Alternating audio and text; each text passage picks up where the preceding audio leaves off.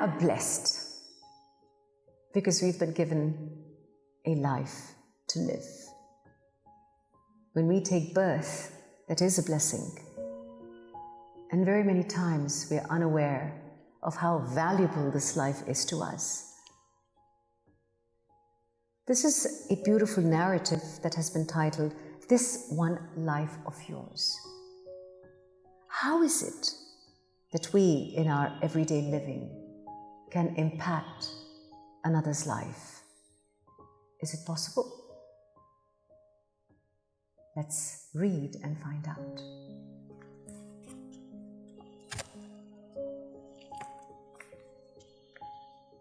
This one life of yours.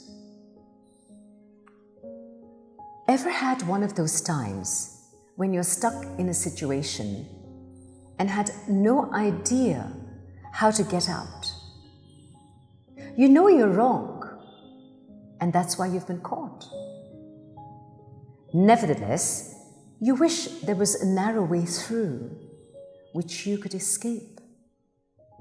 What do you do then?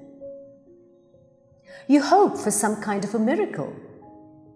You pray, even though it's been ages since you last prayed. Fortunately, you receive an unexpected answer to your prayers. Someone who helps you get out of the situation. Very often there are people, often strangers, who come out of nowhere and help you. You're out of trouble within moments. You realize that maybe your prayers have been answered, or probably a good deed you once did is what God has now decided to take into consideration. Whatever it is, you're out of trouble. And the reason is because someone decided to bail you out.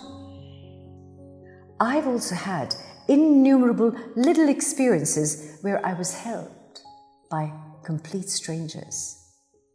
However, the story I'm about to share with you is not mine. It's Peter Thompson's story in his own words. In college, I was the most popular guy.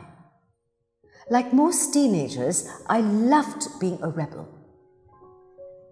I would break rules, bunk classes, and go to late-night parties. It was all fun and games until one night.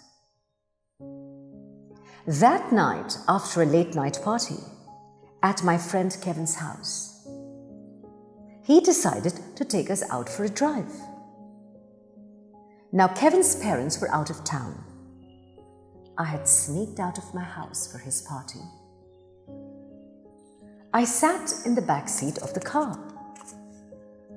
With music blaring, we sped past the traffic signal.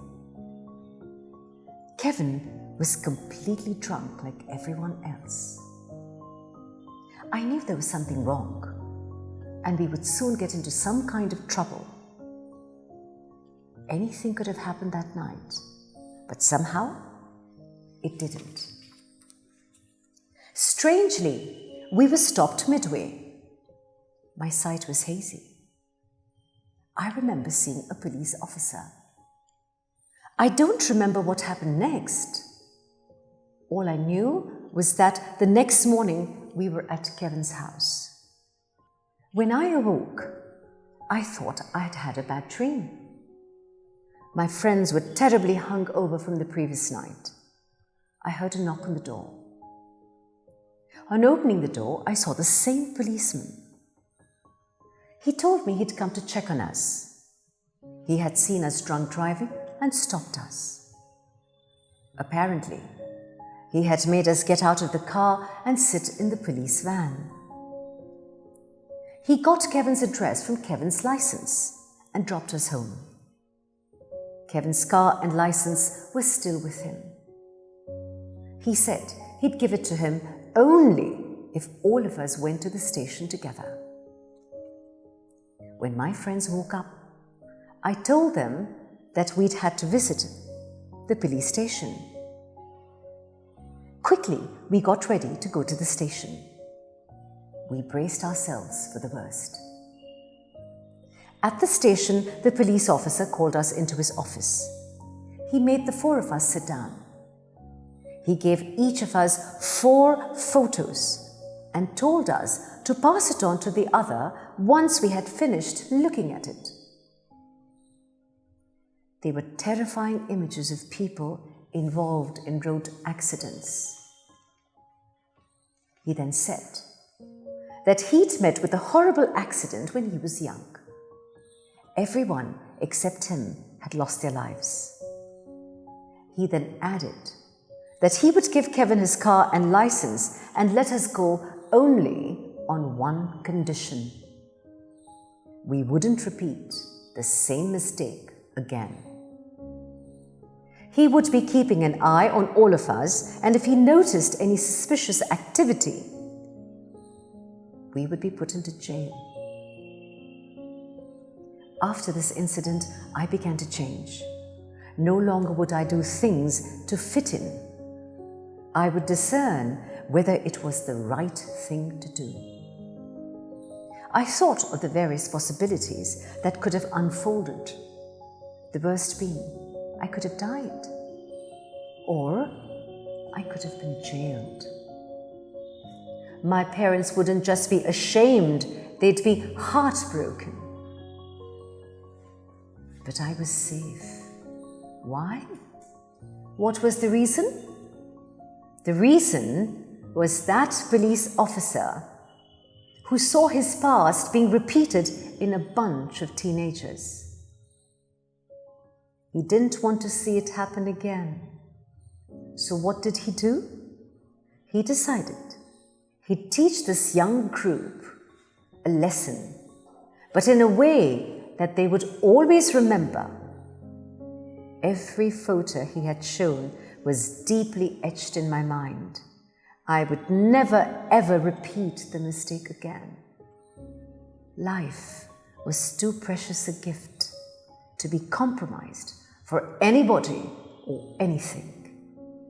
The moment I understood this, I began to change, and so did my life.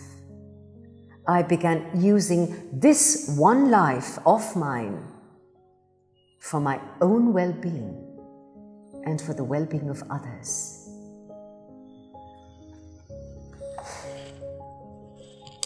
Drunken driving.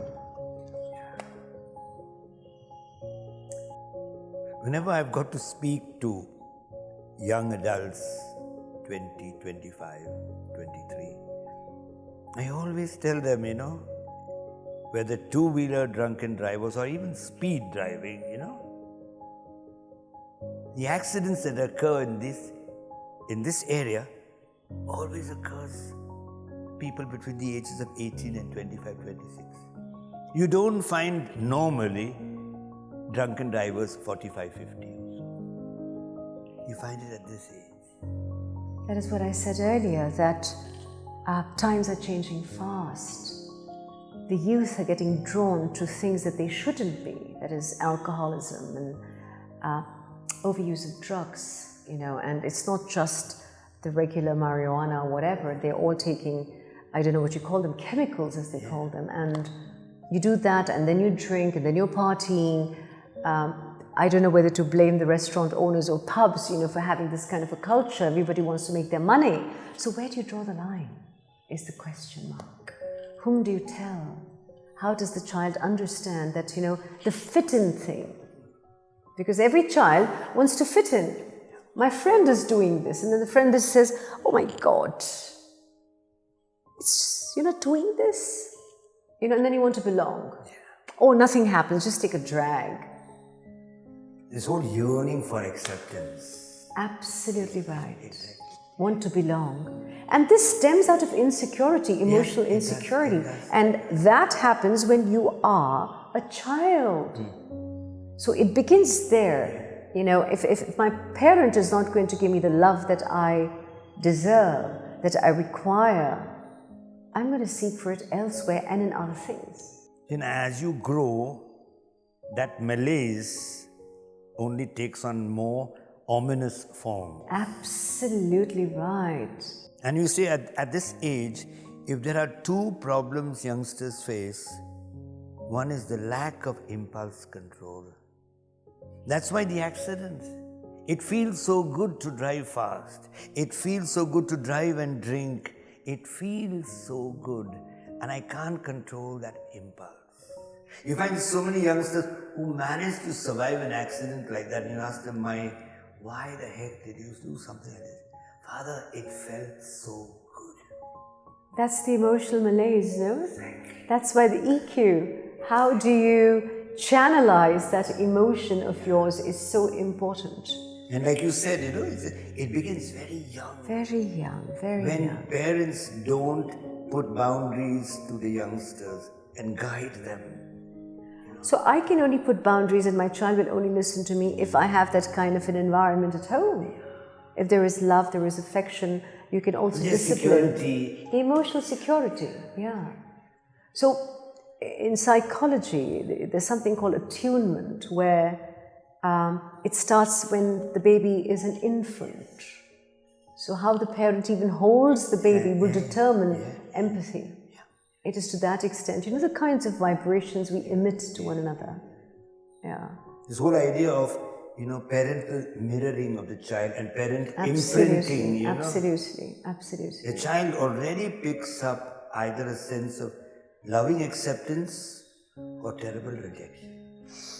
Oh my God, how well you put that. Yes, loving acceptance or terrible rejection. Rejection is something people really can't And take. that's why you were talking about not wanting to fit in, Yes, wanting to accept. yes, So I will yes. take the drag that you're giving me. Yes, because But I then belong, and then you love me for that. Yes, it is people's pleasing. And that again leaves you with an inner conflict because you're not who you are really. Correct. But I admire the policeman in this story. Yeah, you very rarely get policemen like this nowadays. I mean, corruption has filtered to the farthest extent. Not only is he learning from his past mistakes, but he's using it to see that other youngsters don't make the same mistakes. Yes, that's what I said. How is it that we can impact someone else's life for their betterment? Yes. I think that's what Anastasia is bringing out through all her stories. All her stories. She's talking about love, she's talking about forgiveness, she's talking about self-love. A beautiful, beautiful, should I say morals? Yeah, values. Values, which are fast deteriorating. Yes. And not morals or values for herself, but to be inculcated to better society. Yes. That is gradually, fragmenting and falling apart. Disintegrated completely. Well, lovely one. Thank you so much. Well, thank you so much.